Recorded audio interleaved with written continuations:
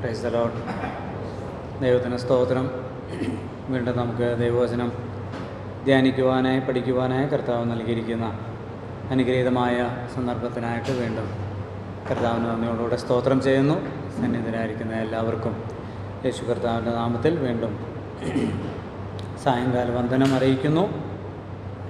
തിരുവചനം പഠിക്കുക എന്നുള്ളത് നമ്മുടെ ജീവിതത്തിൽ അത്യന്താപേക്ഷിതമായിരിക്കുന്നതും അത് നമ്മുടെ അവകാശവും നമുക്ക് കർത്താവ് നൽകിയിരിക്കുന്ന ഒരു പദവിയുമാണ്. അതോർത്ത് നമുക്ക് ദൈവത്തെ സ്തുതിക്കാം, നന്ദി പറയാം. കർത്താവിൻ്റെ വചനമാണ് നമ്മെ ജീവിപ്പിക്കുന്നത്. പാപവും തിന്മയും ആകുലതകളും പ്രതിസന്ധികളും നിറഞ്ഞ ലോകത്തിൽ ധീരതയോടെ വിശുദ്ധമായി ജീവിക്കുവാനായിട്ട് നമ്മളെ സജ്ജരാക്കുന്നത്, ശക്തിപ്പെടുത്തുന്നത് കർത്താവിൻ്റെ വചനമായിരിക്കാൻ ഇന്ന് ഈ വൈകിയവേളയിൽ കർത്താവിൻ്റെ സന്നിധിയിൽ വരുവാൻ കർത്താവ് നൽകിയ സാവകാശത്തിനായിട്ട് നന്ദി പറയാം, സ്തോത്രം ചെയ്യാം. നാം പഠിച്ചുകൊണ്ടിരിക്കുന്ന എബ്രായ ലേഖനത്തിൻ്റെ ഒടുവിലത്തെ പാഠങ്ങളിലേക്ക് നാം എത്തിച്ചേർന്നിരിക്കുകയാണല്ലോ. പ്രബോധന ഭാഗം, മൂന്നാമത്തെ പ്രധാന ഹെഡിങ് ആയിരിക്കുന്ന പ്രബോധന ഭാഗമാണ് നാം ഇപ്പോൾ ചിന്തിക്കുന്നത്. സ്വാതന്ത്ര്യത്തിനും കൂട്ടായ്മയ്ക്കുമായുള്ള പ്രബോധനമാണ് 10-ാം അധ്യായത്തിൻ്റെ 19 മുതൽ 25 വരെയുള്ള വാക്യങ്ങൾ നാം ധ്യാനിച്ചു കഴിഞ്ഞു. രണ്ടാമത് ദീർഘക്ഷമയ്ക്കും സഹിഷ്ണുതയ്ക്കുമുള്ള പ്രബോധനം 10-ാം അധ്യായത്തിൻ്റെ 32 മുതൽ 39 വരെയുള്ള വാക്യങ്ങൾ നമ്മൾ ചിന്തിച്ചു കഴിഞ്ഞതാണ്. ഇനി അതിൻ്റെ മൂന്നാമത്തെ ഭാഗമാണ് ഇന്ന് നമ്മൾ ചിന്തിക്കുന്നത്. പഴയ നിയമ ദൃഷ്ടാന്തങ്ങളിലൂടെ വിശ്വാസത്തിനായുള്ള പ്രബോധനമാണ്. പഴയ നിയമ ദൃഷ്ടാന്തങ്ങളിലൂടെ വിശ്വാസത്തിനായുള്ള പ്രബോധനം. 10 വരെയുള്ള അധ്യായങ്ങളിൽ,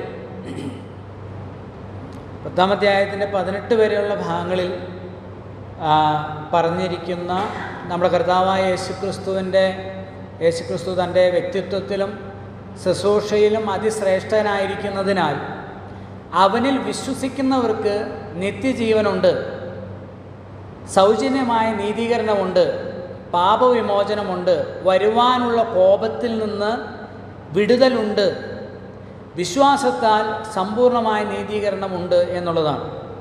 അപ്പോൾ ആ കാര്യത്തിന് ഒരു വിശ്വാസത്താൽ നീതീകരണമുണ്ട് എങ്കിൽ, വിശ്വാസത്താൽ ആർക്കെങ്കിലും ആ തരത്തിൽ സമ്പൂർണമായി ക്രിസ്തുവിൻ്റെ പരമയാഗത്തിലും അവിടുത്തെ വ്യക്തിത്വത്തിലും അവിടുത്തെ ശുശ്രൂഷയിലും ആശ്രയിച്ച് നിത്യജീവൻ പ്രാപിക്കാനായിട്ട് കഴിഞ്ഞില്ല എങ്കിൽ, നിങ്ങളിൽ ആർക്കെങ്കിലും അത് ലഭിച്ചിട്ടില്ലെങ്കിൽ നിങ്ങൾ അങ്ങനെ വിശ്വസിക്കണം എന്ന് ഓർപ്പിക്കുകയാണ് ആ ഭാഗത്ത് ചെയ്യുന്നത്. എന്നാൽ ദൈനംദിന ജീവിതത്തിൽ എങ്ങനെ ദൈവത്തെ പ്രസാദിപ്പിക്കാനായിട്ട് കഴിയും? അതിന് ഈ വിശ്വാസം മതിയാകുമോ? ദൈനംദിന ഈ വിശ്വാസത്താൽ ദൈവം സംപ്രീതനാകുമോ? പ്രവൃത്തിയും കൂടെ വേണ്ടേ? പ്രവൃത്തികൾ ചെയ്താലല്ലേ ദൈവത്തിന് പ്രസാദം ഉണ്ടാകുകയുള്ളൂ. ദൈവപ്രസാദം ലഭിക്കാനായിട്ട് നമ്മുടെ ഭാഗത്തുനിന്ന് ചില കാര്യങ്ങളൊക്കെ നമ്മൾ ചെയ്യേണ്ടത് ആവശ്യമല്ലേ എന്ന ന്യായമായ ഒരു ചോദ്യത്തിന് എബ്രായ വിശ്വാസികൾക്ക് അവർക്കറിയാവുന്ന പഴയ നിയമ വിശുദ്ധന്മാരെ നിരത്തിക്കൊണ്ട് അവരുടെ ധർമ്മശാസ്ത്ര ഗ്രന്ഥമായിരിക്കുന്ന ന്യായപ്രമാണത്തിൽ നിന്ന് ആ വിശുദ്ധന്മാരെ നിരത്തിക്കൊണ്ട് അതിനുള്ള ഉത്തരം കൊടുക്കുകയാണ്. അതിനുള്ള ലളിതമായ ഉത്തരം എന്ന് പറഞ്ഞാൽ, വിശ്വാസം തന്നെയാണ് ദൈവത്തെ പ്രസാദിപ്പിക്കാനായിട്ടുള്ള ഒരേ ഒരു ഘടകം എന്ന് പറയുന്നത്. വിശ്വാസത്താലാണ് നീതീകരണം, ആത്മരക്ഷ, പാപവിമോചനം, വരുവാനുള്ള കോപത്തിൽ നിന്ന്, ശിക്ഷാവിധിയിൽ നിന്നുള്ള വിടുതൽ വിശ്വാസത്താലാണെങ്കിൽ, ക്രിസ്തീയ ജീവിതത്തിൽ കൂടെ ദൈവത്തെ പ്രസാദിപ്പിക്കാനായിട്ടുള്ള ഒരേ ഒരു മാധ്യമം, ഒരേ ഒരു ഘടകം എന്ന് പറയുന്നത് സമ്പൂർണ്ണമായ വിശ്വാസം തന്നെയാണ്. അതാണ് ഇവിടെ ഓർമ്മിപ്പിക്കുന്നത്. അതിൻ്റെ 6-ാം അധ്യായമാണ് ഈ അധ്യായത്തിൻ്റെ ഒരു കീ വേഴ്സായിട്ട് എനിക്ക് മനസ്സിലായത്. 6-ാമത്തെ വാക്യം, 11-ാം അധ്യായത്തിൻ്റെ 6-ാം വാക്യം. എന്നാൽ വിശ്വാസം കൂടാതെ ആർക്കും ദൈവത്തെ പ്രസാദിപ്പിക്കുവാൻ വിശ്വാസം കൂടാതെ ദൈവത്തെ പ്രസാദിപ്പിക്കാൻ കഴിയുന്നതല്ല. വിശ്വാസമാണ് രക്ഷയ്ക്ക് ആധാരമെങ്കിൽ ക്രിസ്തീയ ജീവിതത്തിനും ആധാരമായിരിക്കും ദൈവത്തെ പ്രസാദിപ്പിക്കാനായിട്ട് സാധിക്കുന്നത്. അതിനും ദൈവം വെച്ചിരിക്കുന്ന ഘടകം എന്താണ്? വിശ്വാസം തന്നെയാണ്. ദൈവത്തിന് പ്രസാദകരമായ പ്രവൃത്തി എന്താണ് എന്ന് കർത്താവിനോട് ചോദിച്ചപ്പോൾ കർത്താവ് പറഞ്ഞത് എന്താണ്? അവനയച്ച പിതാവ് അയച്ച പുത്രനിൽ വിശ്വസിക്കുക. വിശ്വാസമാണ്. ഒരു ഉദാഹരണം എടുത്തു പറഞ്ഞാൽ ഒന്ന് പറഞ്ഞിട്ട് ഞാൻ ഈ ഭാഗത്തേക്ക് വരാം. റോമാലേഖനം നമുക്കറിയാമല്ലോ. റോമാലേഖനത്തിൽ എന്താ പറഞ്ഞിരിക്കുന്നത്? എന്താണ് വിഷയം? വിശ്വാസത്താലുള്ള നീതീകരണം. അപ്പോൾ 3-ാം അധ്യായത്തിൻ്റെ 21 മുതൽ 5-ാം അധ്യായത്തിൻ്റെ ഒടുവിലത്തെ വാക്യം വരെ പറഞ്ഞിരിക്കുകയാണ്, പ്രവൃത്തിയാലല്ല വിശ്വാസത്താലാണ് നീതീകരണം. അതിന് ദൈവം മുന്നോട്ട് വെച്ച ഘടകം കൃപയാണ്. അവൻ്റെ കൃപയാൽ ക്രിസ്തുവേശുവിങ്കലെ വീണ്ടെടുപ്പ് മൂലം സൗജന്യമായത്ര നീതീകരിക്കപ്പെടുന്നത്. അപ്പോൾ കൃപ ദൈവം മുന്നോട്ട് വെച്ചു. ദൈവം വെച്ച കൃപയിൽ നാം സമ്പൂർണ്ണമായി വിശ്വസിച്ച് ആശ്രയിച്ചതിനാൽ സൗജന്യമായ നീതീകരണം നമുക്ക് ലഭിച്ചു. അപ്പോൾ ആ പോർഷൻ അവിടെ പറഞ്ഞ് അവസാനിപ്പിക്കുമ്പോൾ 5-ാം അധ്യായത്തിൻ്റെ ഒടുവിൽ വരുമ്പോൾ പാപം പെരുകിയെടുത്ത് കൃപ അത്യന്തം വർദ്ധിച്ചു. അപ്പോൾ അതിന് മറുചോദ്യം എന്താണ്? കൃപ പെരുകേണ്ടതിന് പാപം ചെയ്യുക എന്നോ? ഒരിക്കലുമല്ല. അതല്ല, അത് അങ്ങനെ നമ്മൾ പഠിപ്പിക്കുന്നില്ല. അന്ന് ആ കാലഘട്ടത്തിൽ നമ്മളെക്കുറിച്ച് പറയുന്നത് പോലെ ഒരു അപവാദം പൗലോസ്ലിയെക്കുറിച്ച് പറഞ്ഞിരുന്നു. ഞാനത് പറഞ്ഞു എന്ന് എനിക്ക് ഓർമ്മയില്ല, കഴിഞ്ഞ ആഴ്ച പറഞ്ഞെന്ന് തോന്നുന്നു. 3-ാം അധ്യായത്തിൻ്റെ 8-ാമത്തെ വാക്യത്തിൽ പറയുന്നുണ്ട്, നല്ലത് വരേണ്ടതിന് തീയത് ചെയ്യുക എന്നോ ഞങ്ങൾ അങ്ങനെ പഠിപ്പിക്കുന്നു എന്ന് ചിലർ ഞങ്ങളെക്കുറിച്ച് അപവാദം പറയുന്നു, ദുഷിച്ചു പറയുന്നു എന്ന്. അപ്പം നമ്മളെ അങ്ങനെ ദുഷിച്ചു പറയുന്നുണ്ട് ആളുകൾ. എന്താ? രക്ഷിക്കപ്പെട്ടാൽ മതി, പിന്നെ എങ്ങനെയും ജീവിച്ചാൽ കുഴപ്പമില്ല, രക്ഷ നഷ്ടമാകില്ല. ഇല്ല, അങ്ങനെ പറഞ്ഞിട്ടില്ല, അങ്ങനെ പറയുന്നില്ല. മറിച്ച് രക്ഷിക്കപ്പെട്ട ഒരു ദൈവപൈതലിൻ്റെ, രക്ഷിക്കപ്പെട്ടു എന്ന് പറഞ്ഞാൽ നീതീകരണം പ്രാപിച്ചു, നീതീകരണം പ്രാപിച്ച ഒരു ദൈവപൈതലിൻ്റെ വിശുദ്ധീകരണവും വിശ്വാസത്താലും കൃപയാലും തന്നെയാണ്. അതാണ് ദൈവവചനം പഠിപ്പിക്കുന്നത്. അവൻ്റെ ഭാഗത്ത് നിന്ന് യാതൊരു പ്രയത്നത്തിൻ്റെ ആവശ്യം ഇല്ല. ഒരു ഭാഗം അവിടെ നിന്ന് നമുക്ക് വായിച്ചിട്ട് പോകാം. 6-ാം അധ്യായത്തിൻ്റെ, അതിന് ഉത്തരം പറയുന്നതാണല്ലോ 6, 7, 8 അധ്യായങ്ങൾ. 6-ാം അധ്യായത്തിൻ്റെ 2 വാക്യം വായിച്ചാൽ മതി. 6-ാം അധ്യായത്തിൻ്റെ 12 മുതൽ 14 വരെയുള്ള വാക്യങ്ങൾ മോനെ വായിച്ചോട്ടെ. സോറി റോമാലേഖനം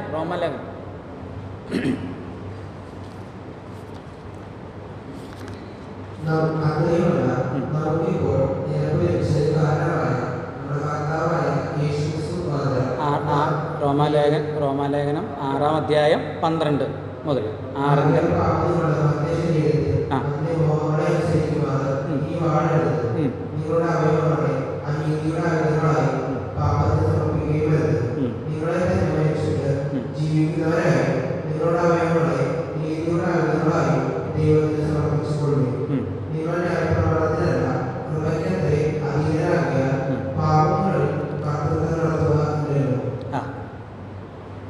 പതിനാലാമത്തെ വാക്യം ശ്രദ്ധിച്ചോ?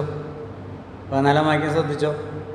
നിങ്ങൾ ന്യായപ്രമാണത്തിനല്ല കൃപയ്ക്കത്രേ അധീനരാകയാൽ പാപം നിങ്ങളിൽ കർത്തൃത്വം നടത്തുകയില്ല. നമ്മളിൽ പാപം ഉളവാകുന്നത് എങ്ങനെയാണ്? ഒരു വ്യക്തി എന്തുകൊണ്ടാണ് പാപം ചെയ്യുന്നത്?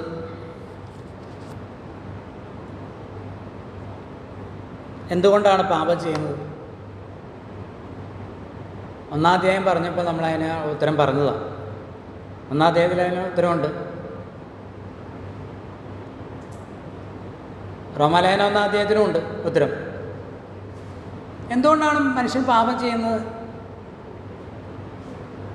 പാപം ചെയ്യിപ്പിക്കുന്നത് ആരാ? പിശാച്. മനുഷ്യൻ ആരുടെ സൃഷ്ടിയാണ്? പിശാചാണോ ശക്തൻ? ദൈവമാണോ ശക്തൻ? ദൈവം സർവശക്തൻ അല്ലേ? ദൈവം സർവശക്തനായ ദൈവം സൃഷ്ടിച്ച മനുഷ്യനെ കൊണ്ട് പിശാചിന് പാപം ചെയ്യിക്കാൻ പറ്റുമോ?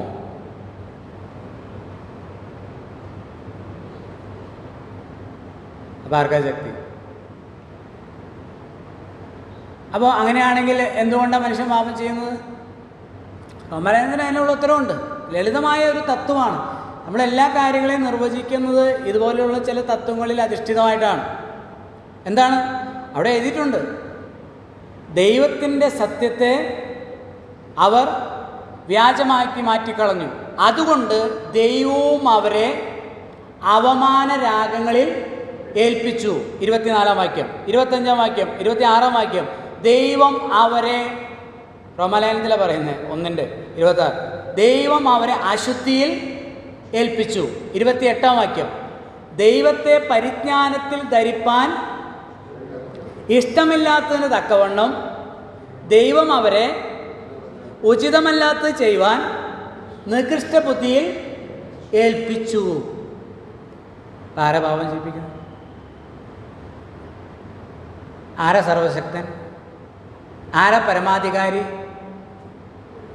അപ്പോൾ ഇവിടെ ദൈവം ആരാണ് എന്നുള്ളത്, ദൈവത്തിൻ്റെ സത്യത്തെ അങ്ങനെ തന്നെ ഉൾക്കൊള്ളുകയും അംഗീകരിക്കുകയും അതിന് വിധേയപ്പെടുകയും ആ ദൈവത്തിൻ്റെ പരമാധികാരത്തിലും സർവശക്തിയിലും ഒരാൾ ആശ്രയിക്കുമ്പോൾ അവൻ്റെ ആശ്രയത്തിൻ്റെയും വിശ്വാസത്തിൻ്റെയും അളവനുസരിച്ച് തോതനുസരിച്ച് ദൈവത്തിൻ്റെ കൃപ ആ വ്യക്തിയിൽ എന്ത് ചെയ്യുന്നു? വ്യാപരിക്കുന്നു. ആ വ്യാപാരത്തിൻ്റെ അല്ലെങ്കിൽ ആ വിശ്വാസത്തിൻ്റെയും ആശ്രയത്തിൻ്റെയും എന്തുമാത്രം കുറവുണ്ടോ, കുറവുള്ള ഭാഗത്ത് എന്തു വാഴും? പാപം വാഴും. അതല്ലേ 14-ാം വാക്യം നമ്മൾ വായിച്ചത്, റോമർ 6:14 വായിച്ചത്. നിങ്ങൾ ന്യായപ്രമാണത്തിനല്ല കൃപയ്ക്കത്രേ അധീനരാകിയാൽ പാപം നിങ്ങളിൽ കർത്തൃത്വം നടത്തുകയില്ല. എൻ്റെ നാവിനെ ഞാൻ എന്തുമാത്രം നീതിയുടെ ആയുധമായി ദൈവത്തിന് സമർപ്പിക്കുന്നുവോ, ഞാൻ വിശ്വസിക്കുന്ന ദൈവം നീതിമാനാണ്, വിശുദ്ധനാണ്, സത്യവാനാണ്. ഇതുകൊണ്ട് സത്യം പറയണം, നേര് പറയണം, മറ്റുള്ളവരെ വേദനിപ്പിക്കരുത്.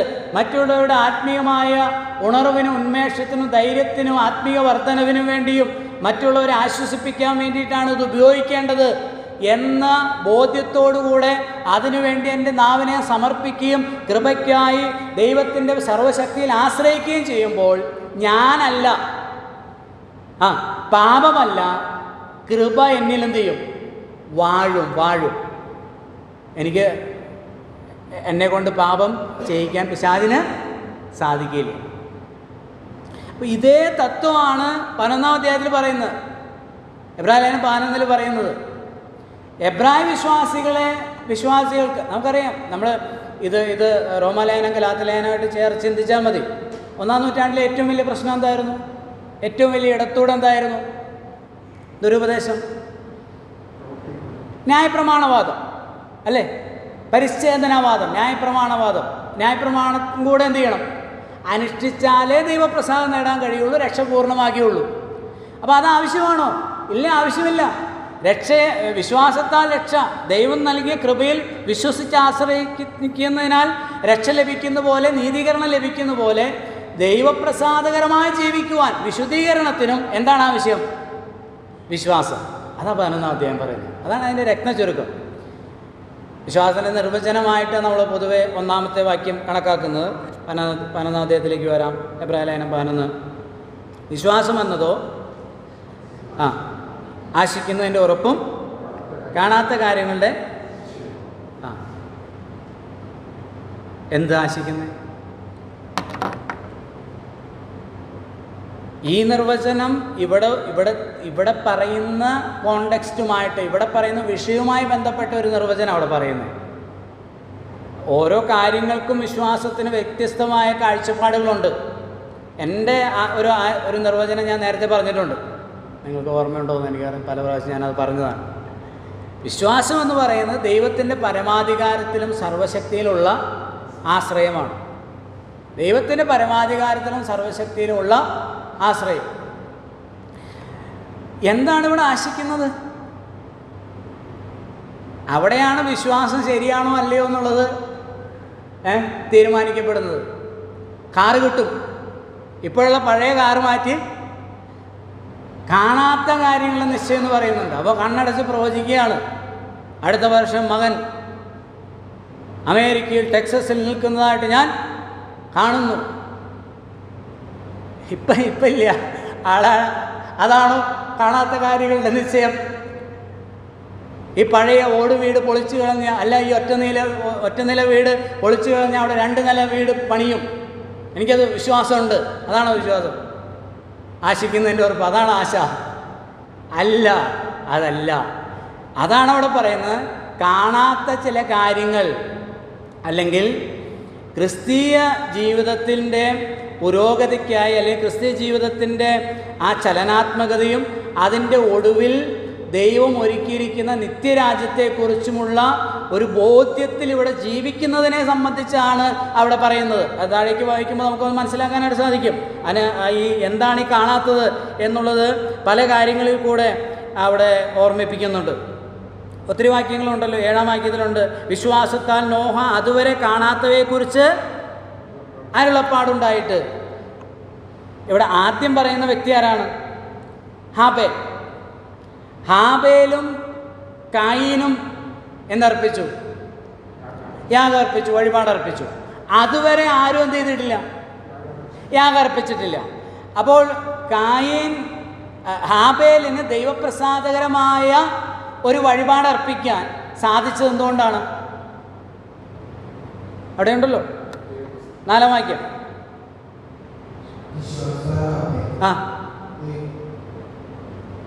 എന്താ കാരണം? വിശ്വാസത്താൽ.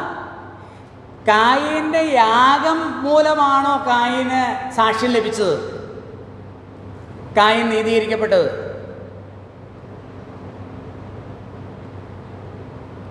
നമുക്ക് വായിക്കാമല്ലോ. വിശ്വാസത്താൽ ഹാബേൽ ദൈവത്തിന് കായീൻ്റേതിലും ഉത്തമമായ യാഗം കഴിച്ചു. അതിനാൽ അവന് നീതിമാൻ എന്ന് സാക്ഷ്യം ലഭിച്ചു. ദൈവം അവൻ്റെ വഴിപാടിന് സാക്ഷ്യം കൽപ്പിച്ചു. മരിച്ച ശേഷവും അവൻ വിശ്വാസത്താൽ സംസാരിച്ചുകൊണ്ടിരിക്കുന്നു. അടുത്ത ആളെക്കുറിച്ച് ഒന്ന് വായിച്ചു പോകാം. വിശ്വാസത്താൽ ഹാനോക്ക് മരണം കൂടാതെ എടുക്കപ്പെട്ടു. ദൈവം അവനെ എടുത്തുകൊണ്ടതിനാൽ കാണാതെയായി. അവൻ ദൈവത്തെ പ്രസാദിപ്പിച്ചു എന്ന് അവൻ എടുക്കപ്പെട്ടതിന് മുമ്പേ സാക്ഷ്യം പ്രാപിച്ചു. എന്നാൽ വിശ്വാസം കൂടാതെ ദൈവത്തെ പ്രസാദിപ്പാൻ കായീൻ്റെയിലും ഉത്തമമായ യാഗം, കൃത്യമായ ഒരു യാഗം വഴിപാട് അർപ്പിക്കുവാനായിട്ട് ഹാബേലിന് സാധിച്ചത് എന്തുകൊണ്ടാണ്?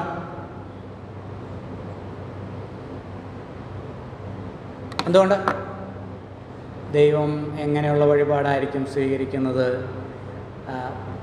കുറേ സ്റ്റഡിയൊക്കെ നടത്തിയ പുള്ളി. അതുകൊണ്ടാണോ?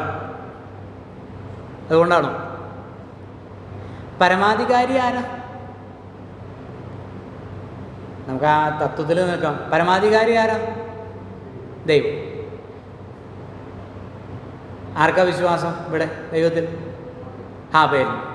ഹാബേലിന് പരമാധികാരിയും സർവശക്തനുമായ ദൈവത്തിൽ സമ്പൂർണമായ വിശ്വാസവും ആശ്രയവും ഉണ്ടായതിനാൽ എങ്ങനെയുള്ള യാഗം അർപ്പിക്കണം എന്നുള്ളതിലേക്ക് ആര് നയിച്ചു? ദൈവം നയിച്ചു. ദൈവം ഹാബേലിനെ നയിച്ചു.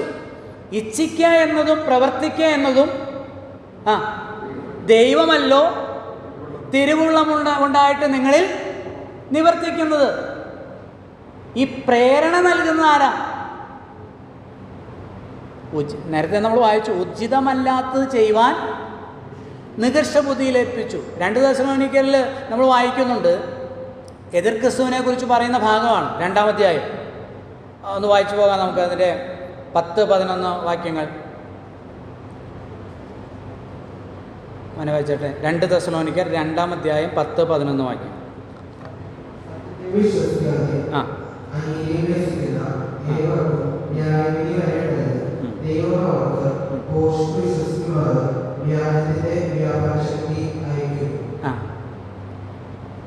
അതിന് തൊട്ട് മുമ്പിലത്തെ വാക്യം എന്ന് വെച്ച്,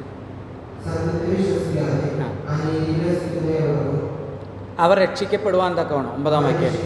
9 വാക്യം. രക്ഷിക്കപ്പെടണമെങ്കിൽ എന്ത് വേണം? സത്യത്തെ സ്നേഹിക്കണം. റോമാലേഖനം 1-ാം അധ്യായത്തിൽ അതാണ് വിഷയം. അവർ ദൈവത്തിൻ്റെ സത്യത്തെ വ്യാജമാക്കി മാറ്റിക്കളഞ്ഞു. അനീതി കൊണ്ട് സത്യത്തെ തടുക്കുന്ന മനുഷ്യൻ്റെ ഏതൊരു അബദ്ധിക്കും എതിരെ ദൈവത്തിൻ്റെ കോപം സ്വർഗത്തിൽ നിന്ന്. അപ്പോൾ ദൈവത്തിൻ്റെ സത്യത്തെ വിശ്വസിക്കണം. എന്താണ് സത്യം? എബ്രായലേഖനം 10:26 നമ്മൾ വായിച്ചു. സത്യത്തിൻ്റെ പരിജ്ഞാനം ലഭിച്ച ശേഷം മനഃപൂർവ്വമായി യേശുക്രിസ്തുവാണ് സത്യം, യേശുക്രിസ്തുവിൽ കൂടെയാണ് പാപവിമോചനം, യേശുക്രിസ്തുവാണ് ഏക മധ്യസ്ഥൻ, യേശുക്രിസ്തുവാണ് ഏക വഴി എന്നുള്ളത് വിശ്വസിച്ച് അംഗീകരിക്കാതെ അനീതിയിൽ രസിക്കുന്നവർക്ക് എന്തു വരും? ന്യായവിധി വരും. അവർ ഒടുവിലത്തെ വാക്യം എന്താണ് മോനെ? 11-ാം വാക്യം.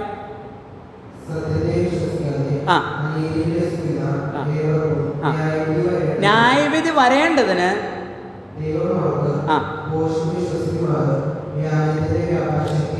ആരായിക്കുന്നേ? ദൈവം. സത്യത്തെ വിശ്വസിച്ചാൽ നീതി പ്രവർത്തിക്കുവാൻ, ജീവിതത്തിൽ ദൈവപ്രസാദകരമായി ജീവിക്കാനായിട്ടുള്ള പ്രേരണ നൽകുന്ന ആരാ? ദൈവമാണ്. ഹാബേലിൽ പ്രവർത്തിച്ച അതാണ്, വിശ്വാസത്താൽ. വേറെ ഒന്നുമില്ല. സമ്പൂർണമായ വിശ്വാസത്താലും ദൈവകൃപയിലുള്ള ആശ്രയത്താലും ഹാബേലിന് മെച്ചമായ ഒരു ആരാധന അർപ്പിക്കുവാൻ, ഉത്തമമായ ആരാധന അർപ്പിക്കാൻ കഴിഞ്ഞു. നമ്മൾ ഒരുക്കിക്കൊണ്ട് വന്നിട്ടല്ല, ഒരുക്കിക്കൊണ്ട് വരുന്നതിലല്ല, പിന്നെ പഠിച്ചു വെച്ച കാര്യങ്ങൾ പറയുന്നതല്ല. എന്തുമാത്രം വിശ്വാസം, എന്തുമാത്രം ദൈവകൃപയിലുള്ള ആശ്രയം.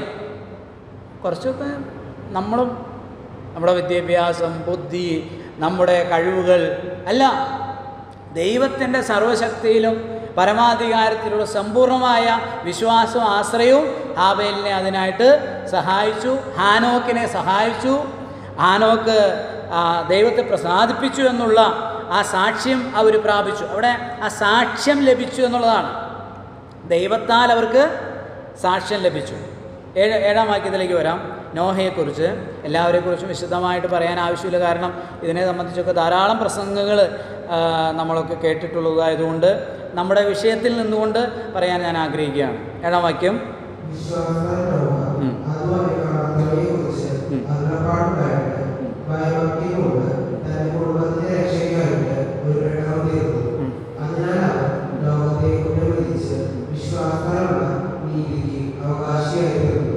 അതുവരെ കാണാത്തവ, 7-ാം വാക്യത്തിൽ അതാണ് പറയുന്നത്. അതുവരെ കാണാത്തവയെ കുറിച്ച് അതുവരെ എന്ത് കണ്ടിട്ടില്ല?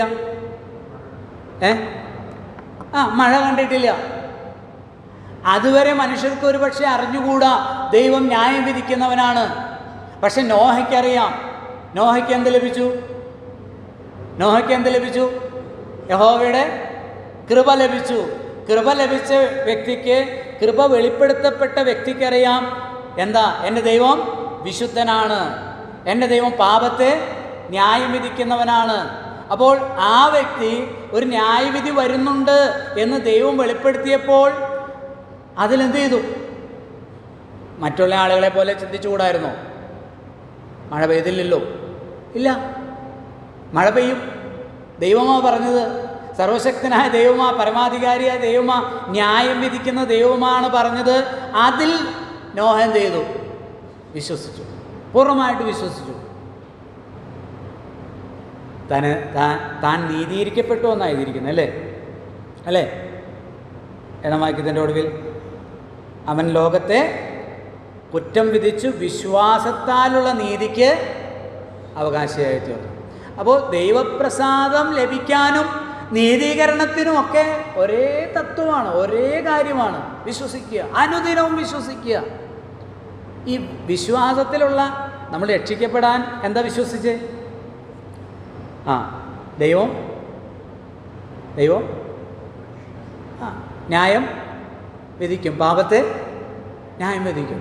ഞാൻ പാപിയാണ് എങ്കിൽ ഞാൻ ചെയ്യുന്ന കുറ്റത്തിന്, ഞാൻ ചെയ്തു കൂട്ടിയ അപരാധങ്ങൾക്ക്, ചിന്തയിലും വാക്കിലും പ്രവൃത്തിയിലുമുള്ള എല്ലാ പാപങ്ങളെയും ദൈവം ന്യായം വിധിക്കും. അപ്പോൾ അതിനുള്ള പരിഹാരം ദൈവത്തിൻ്റെ കൃപയാണ് എന്ന് ഞാൻ വിശ്വസിക്കുന്നു എന്ന് പറഞ്ഞ് ദൈവകൃപയിൽ ആശ്രയിക്കുകയാണ്. ഇതുതന്നെ അനുദിന ജീവിതത്തിലും വേണ്ടത്. ദൈവത്തിൻ്റെ കൃപയിൽ വിശ്വസിച്ച് ആശ്രയിക്കുക സമ്പൂർണ്ണമായിട്ട്. അപ്പോൾ അവിടെ ആ വ്യക്തിക്ക് പെട്ടകം ഉണ്ടാക്കാനും അതിന് വേണ്ടുന്ന ക്രമീകരണങ്ങൾ ഉണ്ടാക്കാനും വിശ്വാസത്തിൽ നിന്നാണ് എന്ത് ലഭിക്കുന്നത്? പ്രചോദനം ലഭിക്കുന്നത്.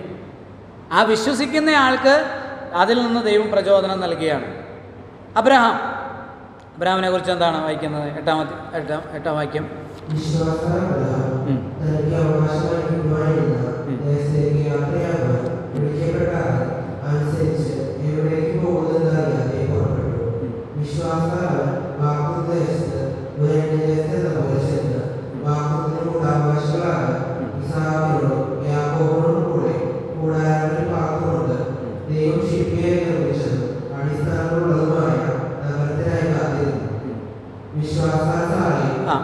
ഇവിടെ ഈ ഭാഗത്തൊക്കെ പറയുന്നുണ്ട് എന്താണ്, എവിടേക്ക് പോകുന്നു എന്ന് അറിയാതെ, കാണുന്നില്ല, ദൈവം കാണിച്ചു കൊടുക്കാമെന്ന് പറയുന്ന ഒരു സ്ഥലത്തേക്ക് കാണാതെ പോവുകയാണ്. കാണാത്ത കാര്യങ്ങളുടെ നിശ്ചയം, കണ്ടിട്ടില്ല, കാണാത്ത. ഇപ്പോൾ മഴ പെയ്യും, ഇതുപോലെ ജലപ്രളയം ഉണ്ടായി, ജനങ്ങൾ മരിക്കും, അതിനു മുമ്പ് സംഭവിച്ചിട്ടില്ല. 2018 ഞങ്ങളുടെ അവിടെയൊക്കെ വെള്ളം കയറി, പീച്ച് ഡാമിൽ നിന്ന് വെള്ളം ഒക്കെ തുറന്നു വിട്ടിട്ട്. അപ്പോൾ നമ്മൾ പിന്നെ വിചാരിച്ചു ഇനി അവർ ആ അബദ്ധം ചെയ്യില്ല, ഇനി അത് ശ്രദ്ധിക്കും, അതിനൊക്കെ ഒരു റൂൾ കർവൊക്കെ വെച്ചിട്ടുണ്ട്. അപ്പോൾ അത് മേളിൽ വരുമ്പോൾ വെള്ളം തുറന്നു. കഴിഞ്ഞ വർഷം അവർ നമ്മളെ മുക്കി, പിന്നെ അകത്ത് കയറിയില്ല, പറമ്പിലും മുറ്റത്തൊക്കെ കഴിഞ്ഞ നേരത്തെക്കാൾ കൂടുതൽ കയറി. അപ്പം നമ്മളത് കണ്ടു, നമ്മളോട് പറഞ്ഞാൽ നമുക്കത് മനസ്സിലാകും. ഇത് കണ്ടിട്ടില്ല, കാണാത്ത കാര്യമാണ്. നരകം കണ്ടിട്ടില്ല, പക്ഷെ ദൈവം പറയുകയാണ് ഉണ്ട്. ദൈവം മനുഷ്യൻ്റെ പാപത്തെ ന്യായം വിധിക്കുന്നില്ലെങ്കിൽ ദൈവം നീതിമാനാകില്ല ഒരിക്കലും. അതുകൊണ്ട് ദൈവം നീതിയോടുകൂടെ വിധിക്കുന്ന ഒരു നീതിയുള്ള ന്യായാധിപതിയാണ്. ന്യായം വിധിക്കുമെന്ന് പറയുമ്പോൾ അത് വിശ്വസിക്കുന്നവനിൽ അത് വ്യാപരിക്കുകയും അവന് ദൈവപ്രസാദകരമായി ജീവിക്കാനായിട്ടുള്ള പ്രേരണ ദൈവം തൻ്റെ കൃപയിലൂടെ, ഒന്നുകൂടെ പറഞ്ഞാൽ വചനത്തിലൂടെയും പരിശുദ്ധാത്മാവിലൂടെയും ആ വ്യക്തിക്ക് നൽകുകയാണ്. തേജോമാനായ ദൈവം അബ്രഹാമിന് പ്രത്യക്ഷനായി നമ്മൾ വായിക്കുന്നുണ്ട്. അത് സ്തെഫാനോസ് പ്രസംഗിക്കുമ്പോൾ അപ്പോസ്തലപ്രവൃത്തി 7-ാം അധ്യായത്തിൽ പറയുന്നതാണ്. അവിടെ നമ്മൾ കാണുന്നത് ഉൽപ്പത്തി പുസ്തകം 11-ാം അധ്യായത്തിൽ 31-ാമത്തെ വാക്യത്തിൽ വായിക്കുന്നുണ്ട്, കൽദേയരുടെ പട്ടണമായ ഊരിൽ നിന്ന് അബ്രഹാം വിട്ടുപോകുന്നത് എന്താ? എവിടെ നിന്നാ?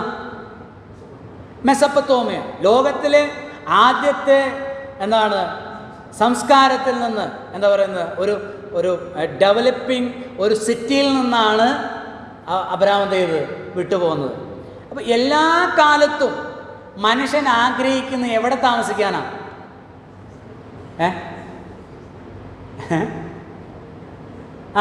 സംസ്കാരമുള്ള, ഡെവലപ്ഡ് ആയിട്ടുള്ള പട്ടണങ്ങളിൽ താമസിക്കാൻ. അതുകൊണ്ടാണല്ലോ ആദ്യത്തെ മനുഷ്യൻ്റെ സംരംഭം എന്തായിരുന്നു?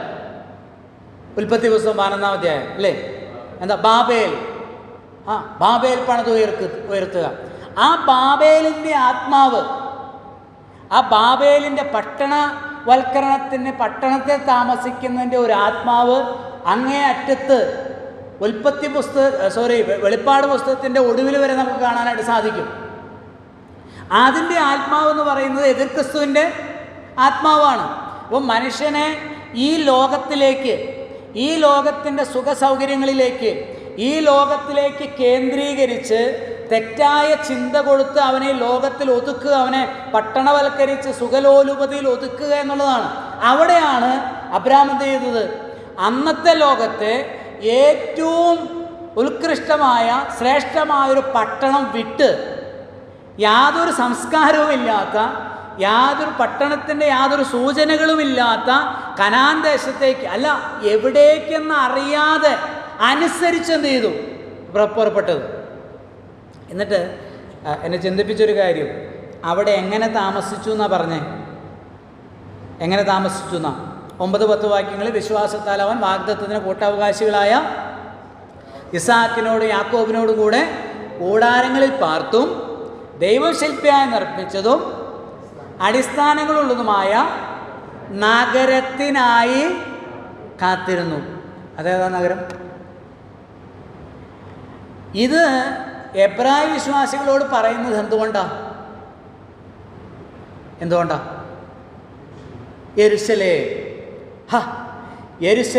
യെരുശലേമിനെ ഞാൻ മറന്നുപോയാൽ, ഞാൻ എൻ്റെ വലം കൈ മറന്നുപോകട്ടെ. യെരുശലേമിനെ എൻ്റെ മുഖ്യ സന്തോഷത്തേക്കാൾ വിലമതിക്കാതെ പോയാൽ എൻ്റെ നാവ് അണ്ണാക്കോട് പറ്റിപ്പോകട്ടെ. യെരുശലേമിനെ നിങ്ങൾ വിട്ടുകളഞ്ഞല്ലോ, ദൈവത്തിൻ്റെ വിശുദ്ധ നഗരത്തെയൊക്കെ നിങ്ങൾ തുച്ഛീകരിച്ചുകൊണ്ട് ഈ 4-3-7 പേരുള്ള ഈ നസ്രായൻ്റെ പിന്നാലെ നിങ്ങൾ പോയല്ലോ എന്ന് പറഞ്ഞ് അവരെ തുച്ഛീകരിക്കുകയും നിന്ദിക്കുകയും പരിഹാസിക്കുകയും ഒക്കെ ചെയ്യുകയാണ്. ഗലാത്യലേഖനത്തിൽ പറയുന്നുണ്ട്.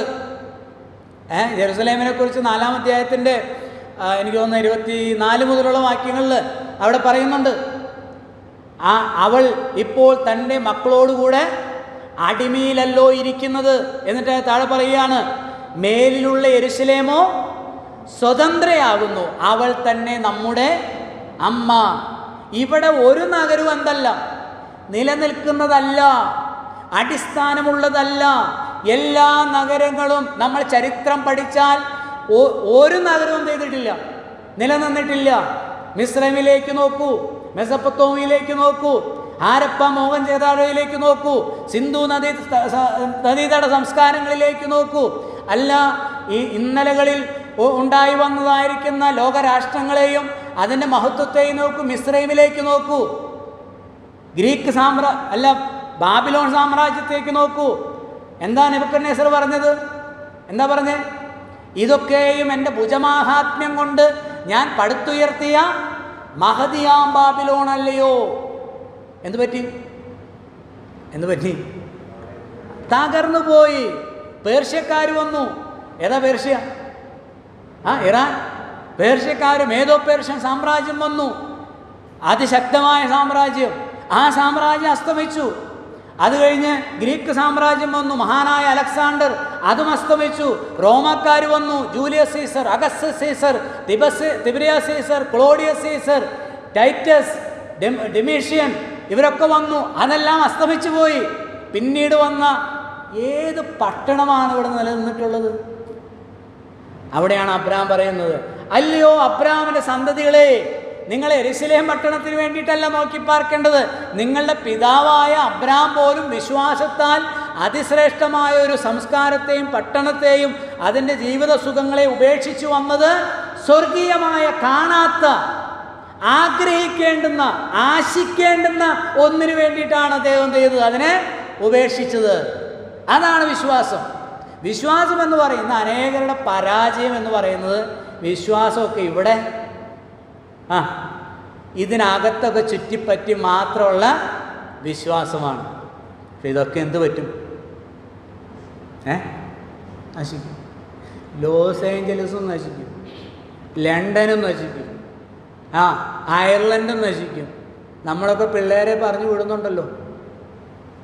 ജീവിക്കാൻ പറ്റാത്ത സാഹചര്യം ലോകത്തിൻ്റെ സകല പട്ടണങ്ങളിലും ദൈവമാണ് അനുവദിക്കുന്നത്. എന്താ ഇപ്പം നടന്നുകൊണ്ടിരിക്കുന്നത്? ലോകത്തിൽ മത തീവ്രവാദം സകല പട്ടണങ്ങളിലേക്കും വ്യാപിച്ചുകൊണ്ടിരിക്കുകയാണ്. നിങ്ങൾ കാണുന്നില്ലേ? അതുണ്ടാകും. ഇതിൽ ആശ വയ്ക്കുകയും ഇതിനെ നമ്പി ജീവിക്കുന്നവർക്കൊക്കെ എന്തുണ്ടാകും?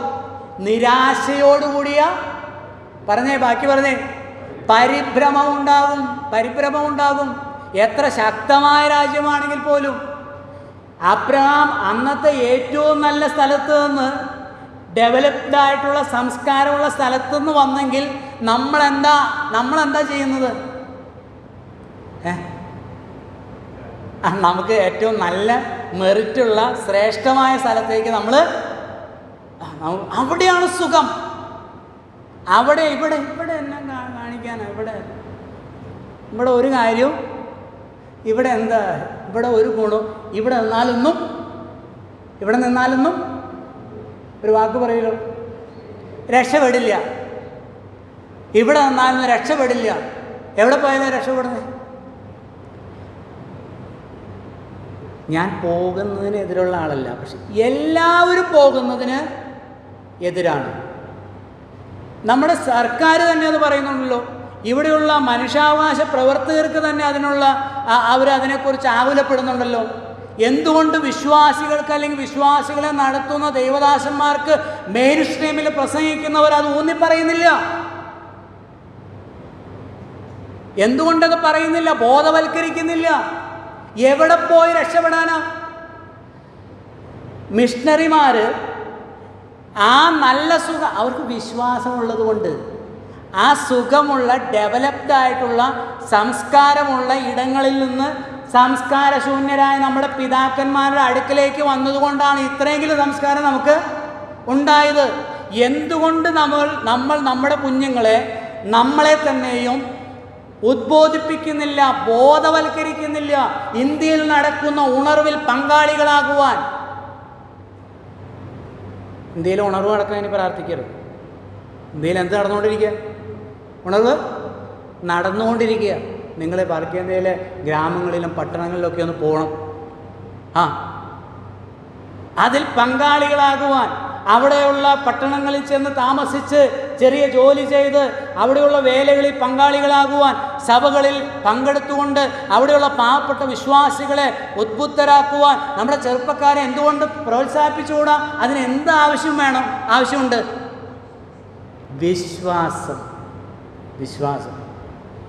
വിശ്വാസത്താൽ ഇറങ്ങി. ഞാൻ നേരത്തെ വിചാരിച്ചുകൊണ്ടിരുന്നത് ഈ അബ്രാമാകെ ദരിദ്രനായി പൊട്ടി, നമ്മുടെ നാടൻ ഭാഷ പറഞ്ഞ പൊട്ടി പാളീസായി ദരിദ്ര കുബേരനായി ജീവിക്കുമ്പോഴാണ് ദൈവം വിളിച്ചതെന്നാണ്.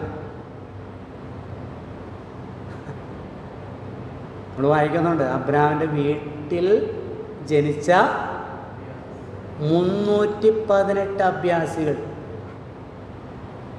വേറെ ദാസിദാസന്മാർ വേറെ, അഭ്യാസികൾ തന്നെ 318 പേര് തൻ്റെ വീട്ടിൽ ജനിച്ചവർ, കൂലിക്ക് മേടിച്ചതല്ല.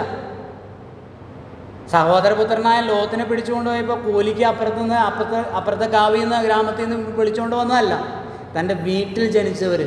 അതിസമ്പന്നനായിരിക്കുമ്പോഴാണ് ഇറങ്ങിപ്പോകുന്നത്. വട്ടം പിടിച്ചിരിക്കുക, വല്ല കാര്യമുണ്ടോ? കിടക്കുമല്ലേ എത്രയോ കണക്കിന് ഏക്കർ ഭൂമികളും 2 നില വീടും ഒക്കെ എത്രയോ കേരളത്തിൻ്റെ മണ്ണിൽ അങ്ങും ഇങ്ങും ശൂന്യമായി കിടക്കുന്നത്. നമ്മൾ വെട്ടിപ്പിടിച്ചൊന്നും ആർക്കും വേണ്ട. മക്കൾക്ക് വേണോ? ഇപ്പം തോന്നും മക്കൾക്ക് വേണ്ടി സമ്പാദിച്ചു വയ്ക്കണം. മക്കളൊന്നും ഇതിന് ഒരു വിലയും. ജീവനുള്ളപ്പോൾ, ആരോഗ്യമുള്ളപ്പോൾ ഈ തത്വത്തിൽ നമ്മൾ ചിന്തിക്കണം. സർവശക്തനും പരമാധികാരിയുമായ എൻ്റെ ദൈവം എനിക്കും എൻ്റെ മക്കൾക്കും, നീയും നിൻ്റെ സന്തതിയും എന്ത് ചെയ്യും? അനുഗ്രഹിക്കപ്പെടും. അബ്രാമിനോട് പറഞ്ഞു, അത് വിശ്വസിച്ചു. എന്നിട്ട് ഈ ലോകത്തിന് വേണ്ടിയല്ല കാത്തിരുന്നേ, കാണാത്തതിന് വേണ്ടി. ദൈവം ശില്പിയായി നിർമ്മിച്ചതെന്ന് പറഞ്ഞാൽ തകരാത്ത, നിലനിൽക്കുന്നതിന് വേണ്ടി ചിന്തിച്ചു, അതിനു വേണ്ടി കാത്തിരുന്നു. മുന്നോട്ട് പോകാം. അതിൻ്റെ 13 മുതലുള്ള വാക്യങ്ങൾ വായിച്ചാട്ടെ.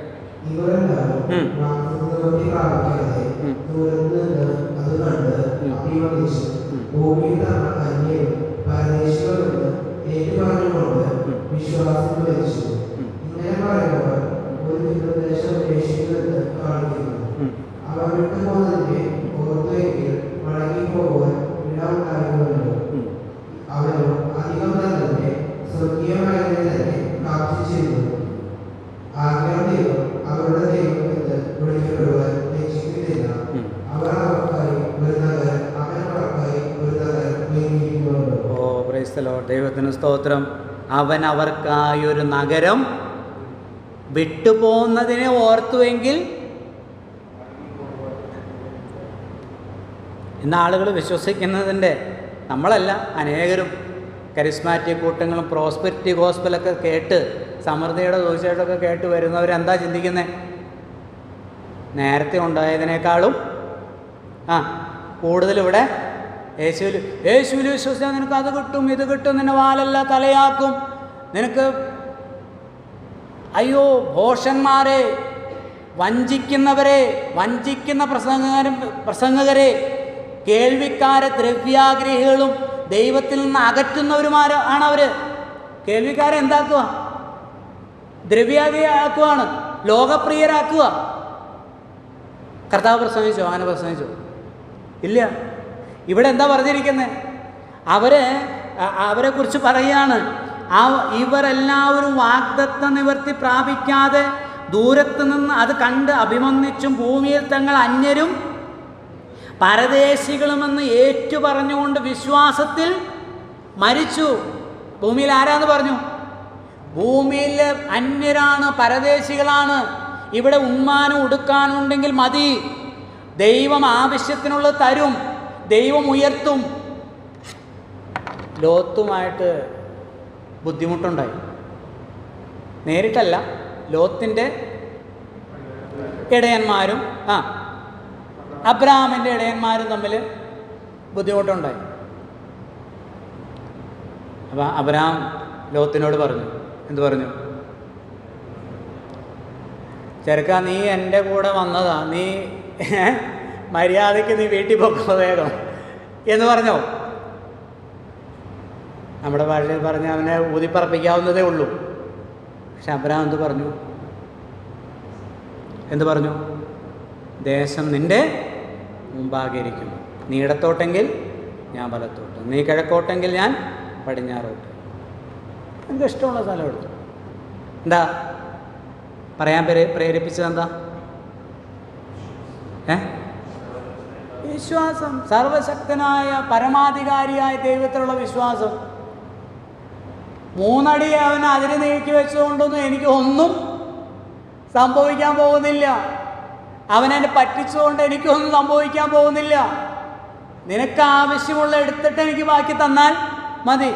ഈ ലോത്ത് പോയി കഴിഞ്ഞപ്പോൾ, ലോത്ത് തലയുയർത്ത് നോക്കിയപ്പോൾ നല്ല നീരോട്ടമുള്ള മാടിനെയൊക്കെ മേയ്ക്കാൻ പറ്റിയ നല്ല പച്ചപ്പുള്ള സ്ഥലം നോക്കിയപ്പോൾ ഏതാ സ്ഥലം? Sodom Gomorrah. എന്നാൽ അത് മതി, അത് ഞാൻ എടുത്തോളാം. അത് നീ എടുത്തോ. പുള്ളി പോയി കഴിഞ്ഞപ്പോൾ ദൈവം വന്നു എന്ന് പറഞ്ഞു? 13-ാമത്തെ വീട്ടിൽ പോയി വായിച്ചാൽ മതി.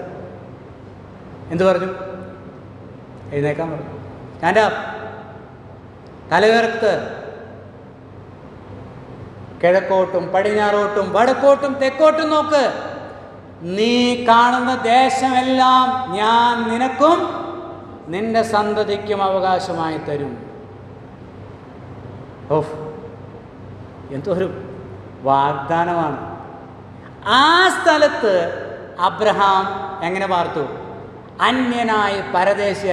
ദൈവം കൊടുത്ത സ്ഥലത്ത്, സ്വന്തം സ്ഥലത്ത് 1 ഏക്കറിൽ 10 സെന്റിൽ 5 സെന്റിൽ വീട് വെച്ച് പാർക്കുമ്പോൾ ഓർമ്മ വേണം, ഞാനിവിടെ ആരാണ്? അന്യനാണ്, പരദേശിയാണ്. എനിക്ക് നിത്യമായൊരു ഭവനമുണ്ട്. പക്ഷെ എന്നെ ഇപ്പോഴിവിടെ ആക്കിയിരിക്കുന്നത് ഞാൻ മുഖാന്തരം ദൈവത്തിൻ്റെ പദ്ധതികളെ ഇവിടെ എന്ത് ചെയ്യണം? നടപ്പിലാക്കണം. നരകത്തിലേക്ക് പോകുന്നവരെ വീണ്ടെടുക്കണം. എൻ്റെ സഹവിശ്വാസികളെ ആത്മീയമായി പ്രചോദിപ്പിക്കണം. ഞാൻ മറ്റുള്ളവർക്കൊരു അനുഗ്രഹമായി തീരണം. അബ്രഹാമിന് പറഞ്ഞ കൊടുത്ത കാര്യത്തിൽ ദൈവം പറഞ്ഞെടുത്ത് അത് പറയുന്നുണ്ട് അല്ലേ? ഞാൻ നിന്നെ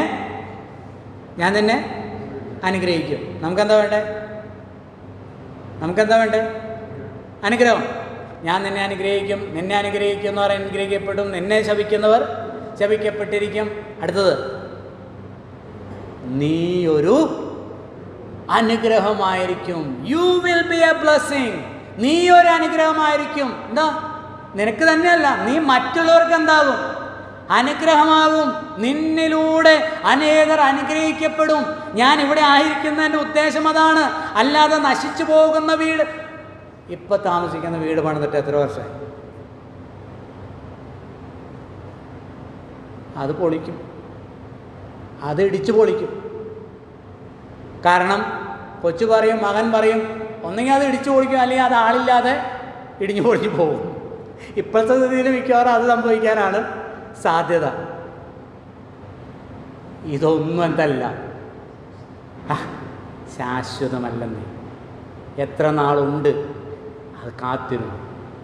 എന്നിട്ട് വിട്ടുപോകുന്നതിന് ഇടയ്ക്കിടയ്ക്ക്, അയ്യോ അവിടെ നല്ലൊരു സ്ഥലം വിട്ടിട്ട് പോകുന്നത്, ഈ കുടിയേറ്റക്കാർ പറയും, കോട്ടയത്തും മറ്റും എന്തോ ആയിരുന്നു അല്ലേ? കുടിയേറ്റക്കാരോട് ചോദിച്ചാൽ ഇത് ഇടയ്ക്കിടയ്ക്ക് അങ്ങോട്ട് ഓർക്കും. വിട്ടുപോകുന്നതിന് ഓർത്തുവെങ്കിൽ മടങ്ങിപ്പോകാൻ ആ വാതിലടച്ചു, അത് ഡിലീറ്റ് ചെയ്തു. എബ്രായ വിശ്വാസികളെ, നിങ്ങൾ വിട്ടുപോകുന്ന മതത്തിലെ ആചാര അനുഷ്ഠാനങ്ങളും നോമ്പും നേർച്ചയും കാഴ്ചയും പെരുന്നാളുകളും ഇടയ്ക്കിടയ്ക്ക് നോക്കരുത്. അതിനാലല്ല ദൈവപ്രസാദം ലഭിക്കുന്നത്.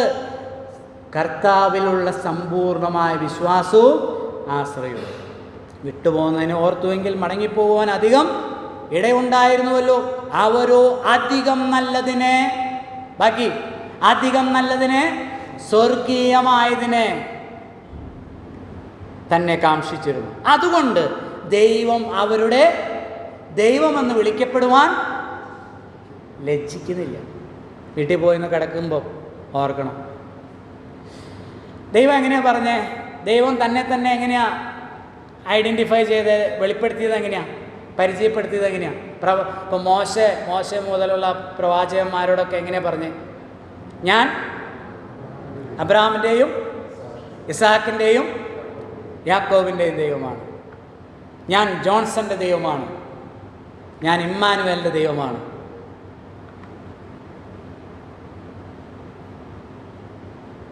ഇന്ന് രാത്രി നമ്മൾ ഉറങ്ങുമ്പോൾ അങ്ങനെ പറയണമെങ്കിൽ ആ വിശ്വാസവും ആശ്രയവും പല കാര്യങ്ങളും, ഈ വിശ്വാസം എന്ന് പറയുന്നത് ദൈവത്തിൻ്റെ സദ്ഗുണങ്ങളിൽ, ദൈവത്തിൻ്റെ ഡിവൈൻ ആൻഡ് മോറൽ ആട്രിബ്യൂട്ട്സിൽ അധിഷ്ഠിതമാണ്. എൻ്റെ ദൈവം വിശുദ്ധനാണ്. ഇനി വസ്ത്രമില്ലെങ്കിൽ ഞാൻ ഓടും. യോസേഫ്, എൻ്റെ ദൈവം വിശുദ്ധനാണ്. ആ വിശ്വാസമാണ് അവനെ ആ വിശുദ്ധമായി ജീവിക്കാനായിട്ട് എന്ത് ചെയ്യുന്നത്, പ്രേരിപ്പിക്കുന്നത്. അപ്പം ഇതിലൊക്കെ അധിഷ്ഠിതമായിട്ടുള്ളൊരു സമ്പൂർണ്ണ വിശ്വാസം.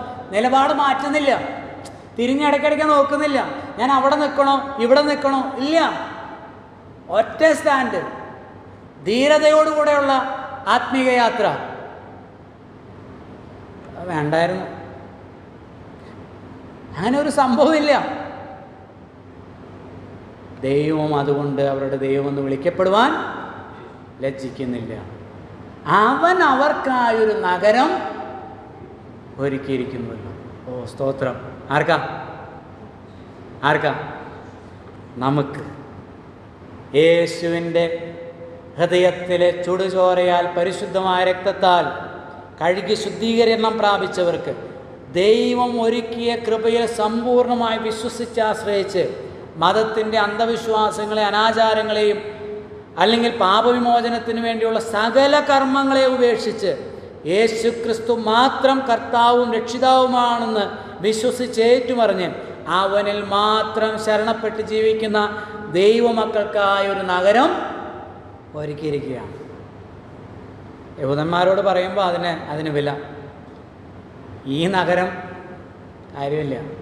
അത് ബാലിസ്റ്റിക് മിസൈലും പിന്നെന്താ സൂപ്പർസോണിക് മിസൈലും ആ ബോംബും ഈ ബോംബും ഇട്ട് അതിനെന്ത് കിട്ടില്ല ഒരിക്കലും.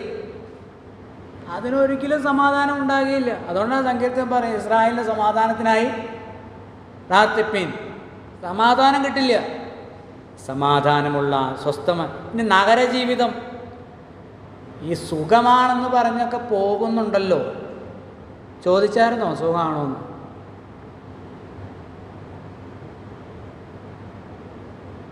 ഇവിടത്തേക്കാളും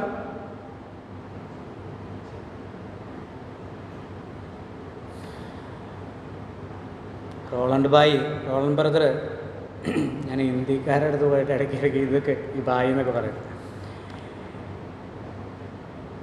ഒരു മോക്ക് വേണ്ടി ജോലി അന്വേഷിച്ചപ്പോൾ പറഞ്ഞു, സാങ്കേശ്വറിൽ വിട്ടോ ബ്രദറെ ആ മോളെ. എൻ്റെ പരിചയത്തിലുള്ള ഒരു ദേവദാസിൻ്റെ മകളാണ്. അവിടെ വലിയ ശമ്പളമൊന്നും കിട്ടിയില്ലെങ്കിൽ നമ്മുടെ ഒരു ഇൻസ്റ്റിറ്റ്യൂഷൻ, ഒരു മിഷൻ ഹോസ്പിറ്റൽ. അപ്പോൾ അതിനുശേഷം എനിക്ക് മനസ്സിലായത് ഇന്ത്യയിലെ പല സ്ഥലങ്ങളിലും മിഷൻ ഹോസ്പിറ്റലുകളിലും മിഷൻ സ്കൂളുകളിലും നല്ല വിദ്യാഭ്യാസമുള്ള നമ്മുടെ ചെറുപ്പക്കാരായ പിള്ളേർ എന്താ പറയുന്നത്, അവിവാഹിതരായവരും വിവാഹിതരായവരും കുടുംബമായി താമസിച്ച് ചെറിയ വരുമാനം കൊണ്ട് ജീവിച്ച് കർത്താവിൻ്റെ വേലയിൽ അവരെന്ത് ചെയ്യുന്നുണ്ട്, പങ്കാളികൾ ആകുന്നുണ്ട്. അവർക്കുള്ള സുഖം, അവർക്കുള്ള സന്തോഷം, അവർക്കുള്ള ആനന്ദം, അവർക്കുള്ള ദൈവം കൊടുക്കുന്ന സമാധാനം ഒരാൾക്കും ലോകത്തിന് പിന്നാലെ പോകുന്ന, ധനസമ്പാദനത്തിന് പിന്നാലെ പോകുന്ന, അവിടെ പോയാൽ സുഖം കിട്ടുമെന്ന് വിചാരിച്ചു പോകുന്ന ഒരാൾക്കും കിട്ടുമോ? ഈ അബ്രാഹാമിനോട് ഇപ്പം നടക്കുന്ന സംഭവമൊക്കെ എന്തിൻ്റെ അടിസ്ഥാനത്തിലാണെന്നറിയോ? ഈ അബ്രാഹാമിനോട് പറഞ്ഞ കാര്യങ്ങളുടെ അടിസ്ഥാനത്തിലാണ്. അത് തെറ്റിക്കാൻ ദൈവത്തിന് പറ്റുമോ? പറ്റില്ല. ഒരു ദൈവത്തിൽ സമ്പൂർണ്ണമായ ദൈവത്തിൽ വിശ്വസിച്ച് ആശ്രയിച്ച് ദൈവത്തിൽ മാത്രം ആശ്രയിച്ച് അവൻ്റെ വചനത്തിൻ്റെ സത്യങ്ങളെ നെഞ്ചോട് ചേർത്ത് പിടിക്കുന്ന ഒരു ദൈവവൈതലിനെ പാപത്തിലേക്ക്, ദൈവപ്രസാദകരമല്ലാത്തൊരു കാര്യത്തിലേക്ക് വിട്ടുകളയാൻ ദൈവത്തിന് കഴിയില്ല. അങ്ങനെ ത്യാഗം സഹിച്ച് കഷ്ടനഷ്ടങ്ങൾ സഹിച്ച്, ഇവിടെ മോശയെക്കുറിച്ച് പറയുന്ന വിശ്വാസത്താൽ മോശ താൻ വളർന്നപ്പോൾ പാപത്തിൻ്റെ തൽക്കാല ഭോഗത്തെക്കാളും ദൈവജനത്തോടുകൂടെ കഷ്ടം അനുഭവിക്കുന്നത് ഞാൻ എവിടെയും കണ്ടിട്ടില്ല. പഴയ നിയമത്തിലോ പുതിയ നിയമത്തിലോ കൂടുതൽ മെച്ചമായ, ഭൗതികമായ മെച്ചമായ കാര്യങ്ങളെ തേടാൻ വേണ്ടി വിശ്വസിച്ച് പോയവരെക്കുറിച്ച് നിങ്ങൾ കണ്ടെങ്കിൽ എന്നെ ഒന്ന് പറയണേ. മോശയെക്കുറിച്ച് അവൻ പേര് വേണ്ടെന്ന് വെച്ചു. ധനം, മിസ്രൈമിൻ്റെ ധനം വേണ്ട.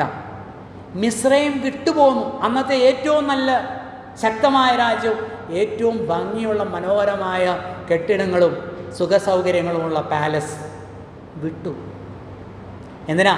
കഷ്ടം സഹിക്കുക. നമ്മൾ പ്രാർത്ഥിക്കുന്ന എന്താ? മോനെ, വീട്ടിലെ എല്ലാ കഷ്ടപ്പാടും, എല്ലാ കഷ്ടങ്ങളും നീങ്ങിപ്പോവട്ടെ.